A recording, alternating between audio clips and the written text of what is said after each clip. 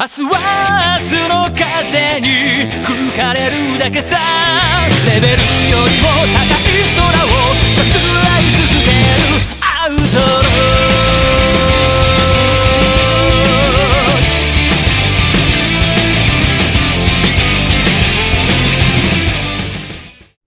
Hey everyone, it's Megamon here, and welcome back to another anime talk. Today I am talking about Persona 4 The Animation.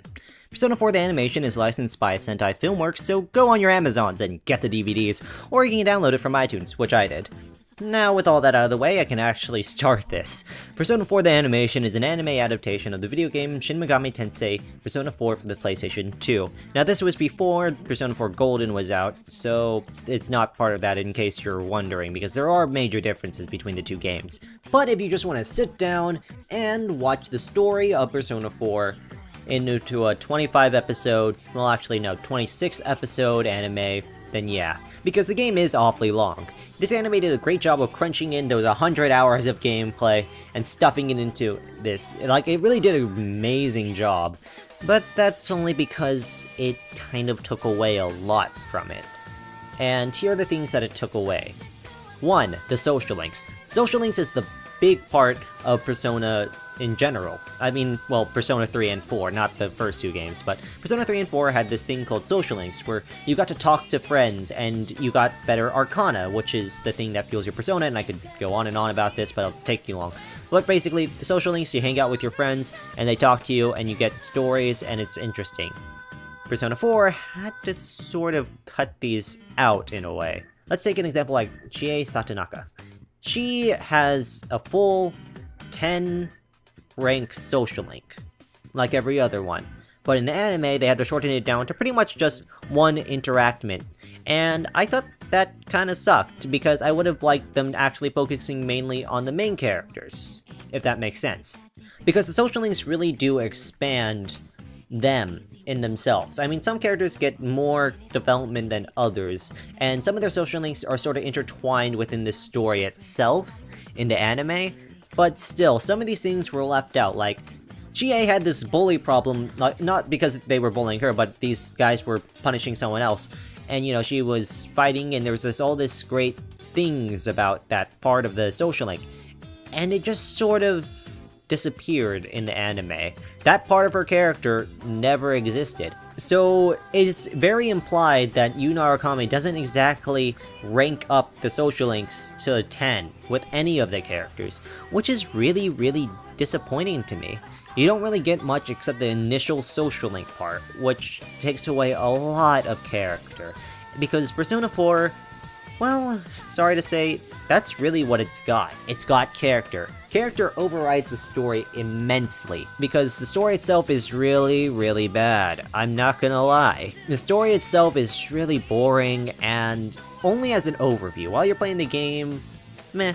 But like, the overall story is just, it's a murder mystery. It's a murder mystery, and a bad one at that. But you know what? All the characters make it very endearing, and I like all of them. I like everyone you're surrounded with, pretty much. Although I mentioned how they had shortcomings on the original social links, which, well, not the original social links, the main character social links, they did do the other social links, the social links around you, although they did miss one or two because it was optional, more or less. Like, you had two choices. For the Sun Arcana, you had Yumi and the other small girl that I can't remember because I never did her social link.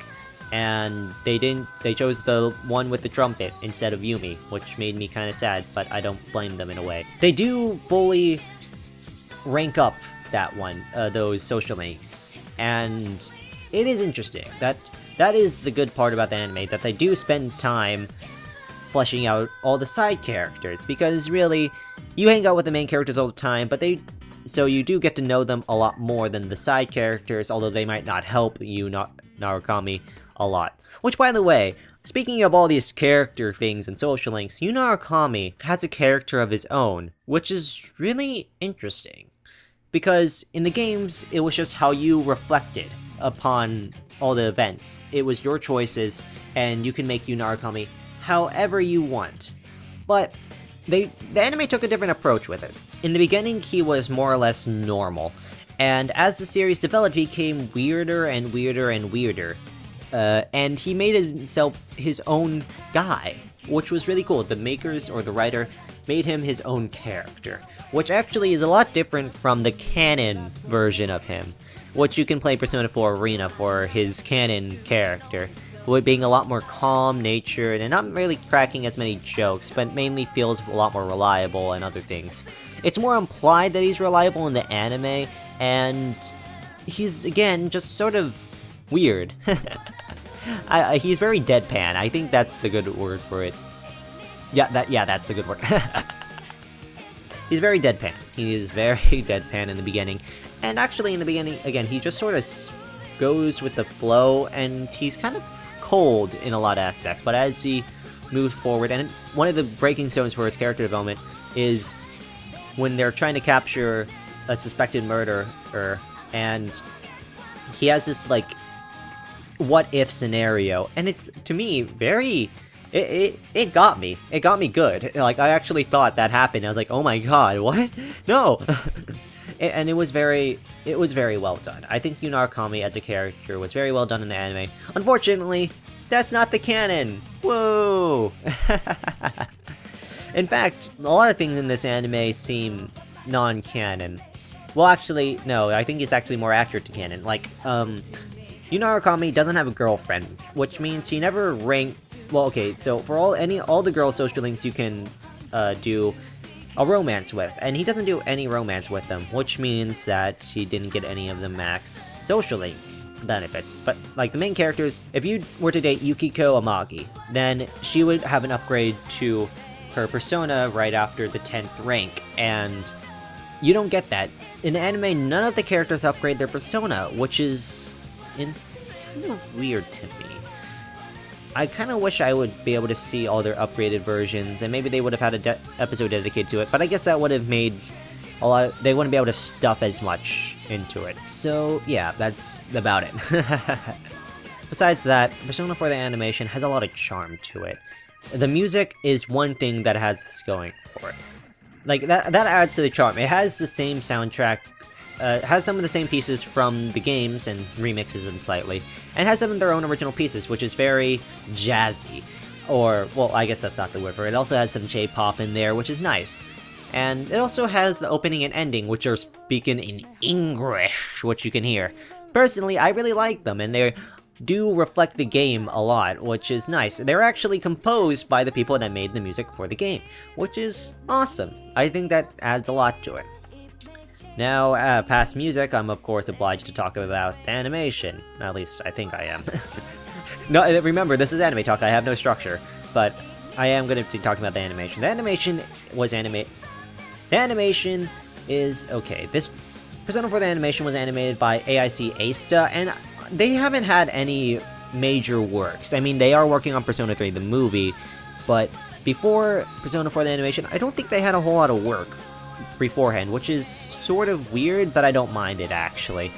But it does look good. It is fluent, and I think they do a lot of the movement and action scenes extremely well, but they rely a lot on gradients. If you notice, there's a lot of white gradients on their not on their costumes, what am I saying? On their uniforms, and that looks really weird to me, and just the overall darker, muddier colors don't look too good on the real world, in the real world side, because one of the plot is that they enter a TV and they go in and it's a completely different world. I think it works for that world, but it doesn't really work for the real world. It just sort of feels, again, all the colors are really muddy, and although it's gradients, which is nice to see, there's too much of it. I never thought I'd say that, but there is too much of it. And again, the darker colors theme doesn't really help it a whole lot. There's a lot of gray. There's a ton of gray, and that... In the TV world, though, everything pops. Everything's really dark where it should be, and the lighting is phenomenal. Everything moves really fast, and it just looks really cool. The mist effects are great, and I think the gradients there does help, because the shading is immensely improved in the action scenes and all these other stuff. And that is the main part that impresses me. But we spend a lot more of the time outside of the TV, which is kind of meh. I don't know. I got used to it as the series went on, but initially I thought it looked really weird. In fact, the art style is different. It's a subtle difference, but it's like someone trying to imitate it more than... like, I know that's the case for a lot of adaptations, I guess. I haven't watched a whole lot of adaptations. But it looked like someone tried to copy the styles, but did it wrong, opposed to just doing their own style like the manga did, which... I would have liked the anime to do their own style, opposed to trying to copy the game style and not really doing it all that well. I don't know, there's just something off with the characters. No. But that's really all I have to say about Persona 4 the animation. So, anyways guys, I'll see you guys later.